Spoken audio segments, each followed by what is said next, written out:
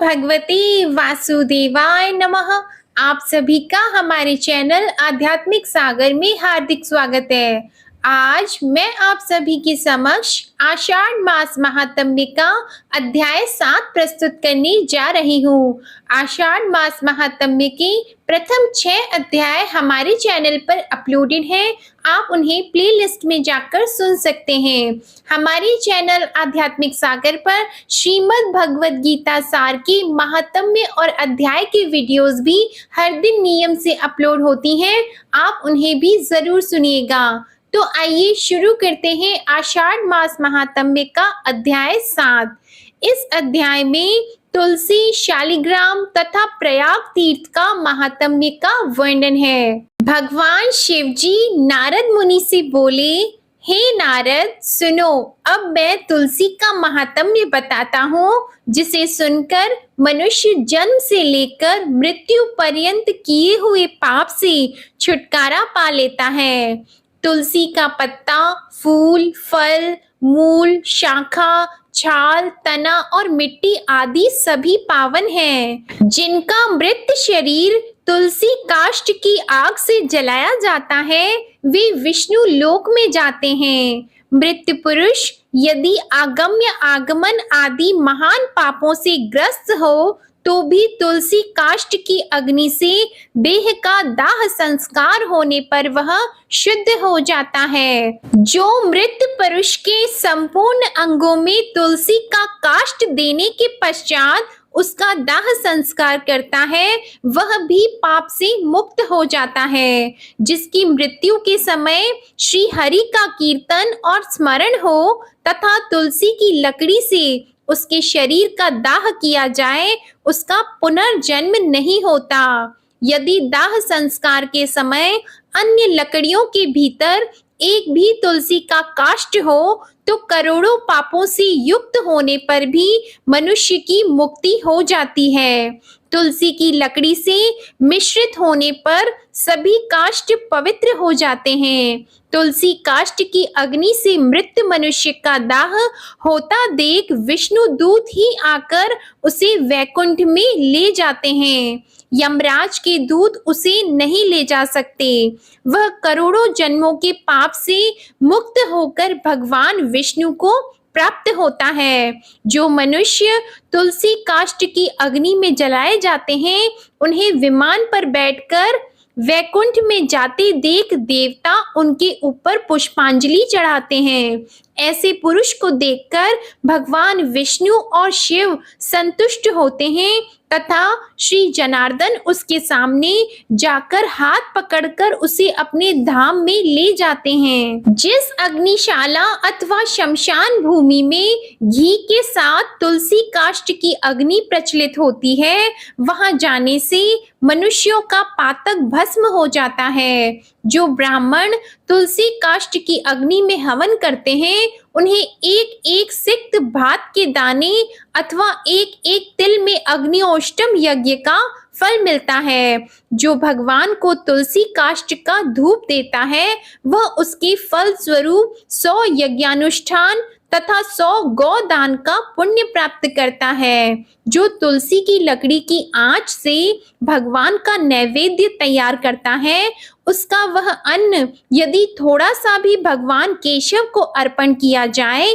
तो वह मेरु के समान अन्नदान का फल देने वाला होता है। जो तुलसी काष्ठ की आग से भगवान के लिए दीपक जलाता है, उसे 10 करोड़ दीप दान का पुण्य प्राप्त होता है। इस लोक में पृथ्वी पर उसके समान वैष्णव दूसरा कोई नहीं दिखाई देता। जो भगवान श्री कृष्ण को तुलसी काष्ठ का चंदन अर्पण करता है तथा उनके श्री विग्रह में उस चंदन को भक्ति पूर्वक लगाता है, वह सदा श्री हरि के समीप रमण करता है। जो मनुष्य अपने अंग में तुलसी की कीचड़ लगाकर श्री विष्णु का पूजन करता है, उसे एक ही दिन में 100 दिनों के पूजन का पुण्य मिल जाता है। जो पितरों के पिंड में तुलसी दल मिलाकर दान करता है, उसके दिए हुए एक दिन के पिंड से पितरों को 100 वर्षों तक तृप्ति बनी रहती है। तुलसी की जड़ की मिट्टी के द्वारा विशेष रूप से स्नान करना चाहिए।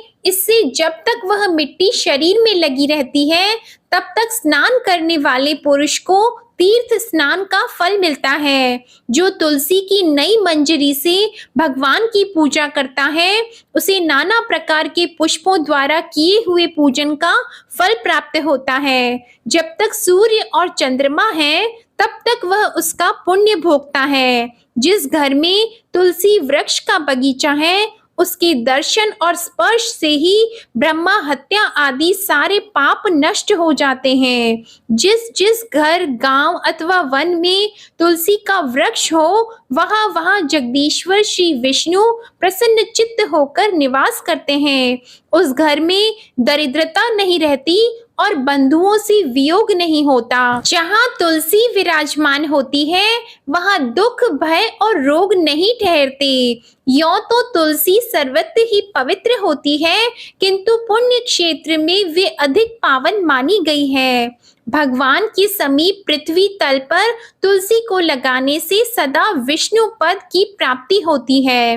तुलसी द्वारा भक्ति पूर्वक पूजित होने पर शांति कारक भगवान श्री हरि भयंकर उत्पात रोगों का भी नाश कर डालते हैं। जहाँ तुलसी की सुगंध लेकर हवा चलती है वहाँ की 10 दिशाएं और चारों प्रकार के जीव पवित्र हो जाते हैं। मुनि श्रेष्ठ, जिस ग्रह में तुलसी के मूल की मिट्टी मौजूद है वहां संपूर्ण देवता तथा कल्याणमय भगवान श्री हरि सर्वदा स्थित रहते हैं। ब्राह्मण तुलसी वन की छाया जहाँ जहाँ रहती है वहाँ वहाँ पितरों की तृप्ति के लिए तर्पण करना चाहिए। इस प्रकार भगवान शिव नारद मुनि से बोले, हे नारद, जहाँ तुलसी का समुदाय पड़ा हो वहाँ किया हुआ पिंड दान आदि पितरों के लिए अक्षय होता है।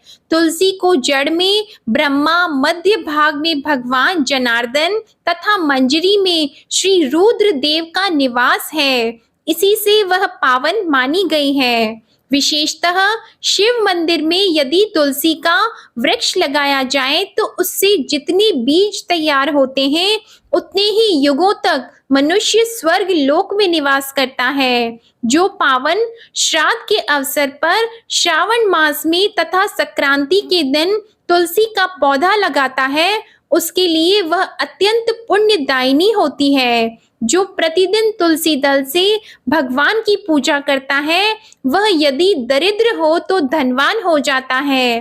तुलसी की मूर्ति संपूर्ण सिद्धियां प्रदान करने वाली होती है। वह श्री कृष्ण की कीर्ति प्रदान करती है। जहाँ शालिग्राम की शिला होती है वहाँ श्री हरि का सानिध्य बना रहता है। वहाँ किया हुआ स्नान और दान काशी से 100 गुना अधिक महत्वशाली है। शालिग्राम की पूजा से कुरुक्षेत्र, प्रयाग तथा नैमिषारण्य की अपेक्षा कोटि गुना पुण्य प्राप्त होता है। जहाँ कहीं शालिग्राम मई मुद्रा हो वहाँ काशी का सारा पुण्य प्राप्त होता है। मनुष्य ब्रह्मा हत्या आदि जो कुछ पाप करता है वह सब शालिग्राम शिला की पूजा से शीघ्र ही नष्ट हो जाता है। महादेव जी कहते हैं, नारद, अब मैं वेदों में कही हुई प्रयाग तीर्थ की महिमा का वर्णन करूंगा। जो मनुष्य पुण्य कर्म करने वाले हैं वे ही प्रयाग में निवास करते हैं। जहाँ गंगा, यमुना और सरस्वती तीनों नदियों का संगम है वही तीर्थ प्रवर प्रयाग है। वह देवताओं के लिए भी दुर्लभ है। इसके समान तीर्थ तीनों लोकों में न कोई हुआ है न होगा। जैसे ग्रहों में सूर्य और नक्षत्रों में चंद्रमा श्रेष्ठ हैं उसी प्रकार सब तीर्थों में प्रयाग नामक तीर्थ उत्तम है। विद्वान जो प्रातः काल प्रयाग में स्नान करता है वह महान पाप से मुक्त होकर परम पद को प्राप्त होता है। जो दरिद्रता को दूर करना चाहता हो उसे प्रयाग में जाकर कुछ दान करना चाहिए। जो मनुष्य प्रयाग में जाकर वहां स्नान करता है वह धनवान और दीर्घजीवी होता है। वहां जाकर मनुष्य अक्षय वट का दर्शन करता है। उसके दर्शन मात्र से ब्रह्मा हत्या का पाप नष्ट होता है। उसे आदि वट कहा गया है। कल्पांत में भी उसका दर्शन होता है। उसके पत्र पर भगवान विष्णु शयन करते हैं, इसलिए वह अविनाशी माना गया है। विष्णु भक्त मनुष्य प्रयाग में अक्षय वट का पूजन करते हैं। उस वृक्ष में सूत लपेटकर उसकी पूजा करनी चाहिए। वहां माधव नाम से प्रसिद्ध भगवान विष्णु नित्य विराजमान रहते हैं। उनका दर्शन अवश्य करना चाहिए। ऐसा करने वाला पुरुष महापापों से छुटकारा पा जाता है। देवता, ऋषि और मनुष्य सभी वहां अपने अपने योग्य स्थान का आश्रय लेकर नित्य निवास करते हैं। गो हत्यारा, चांडाल, दुष्ट, दूषित हृदय, बालघाती तथा अज्ञानी मनुष्य भी यदि वहां मृत्यु को प्राप्त होता है तो चतुर्भुज रूप धारण करके सदा ही वैकुंठ धाम में निवास करता है। अतः जो पुरुष यत्न पूर्वक 7, 5 अथवा 3 दिन भी प्रयाग स्नान करता है उसका अभ्युदय होता है। मनुष्य आदि चराचर जीव प्रयाग तीर्थ का सेवन करके वैकुंठ लोक को प्राप्त होते हैं। दिव्य लोक पे रहने वाले जो वशिष्ठ और शनकादि ऋषि हैं वे भी प्रयाग तीर्थ का बारंबार सेवन करते हैं। विष्णु, रुद्र और इंद्र भी तीर्थ प्रवर प्रयाग में निवास करते हैं। प्रयाग में दान और नियमों के पालन की प्रशंसा होती है। वहां स्नान और जलपान करने से मनुष्य का पुनर्जन्म नहीं होता और वह मनुष्य भगवान विष्णु के धाम को जाता है। आज की कथा समाप्त हुई। बोलो भगवान विष्णु और माता लक्ष्मी की जय। ओम नमो भगवते वासुदेवाय नमः। आप सभी पर भगवान विष्णु और माता लक्ष्मी की कृपा सदा बनी रहे। आशा करती हूँ आप सभी को आषाढ़ मास महात्म्य की कथा में आनंद आ रहा होगा। हमारे चैनल आध्यात्मिक सागर पर श्रीमद् भगवद गीता सार की महात्म्य और अध्याय की वीडियोस भी हर दिन नियम से अपलोड होती हैं। आप उन्हें भी जरूर सुनिएगा। आपको यह वीडियो पसंद आई हो तो वीडियो को लाइक करें, शेयर करें और कमेंट सेक्शन में ओम नमो भगवते वासुदेवाय नमः लिखना ना भूलें। हमारे चैनल आध्यात्मिक सागर को अगर अभी तक सब्सक्राइब नहीं किया है तो चैनल को सब्सक्राइब करके बेल आइकन भी दबाएं। धन्यवाद।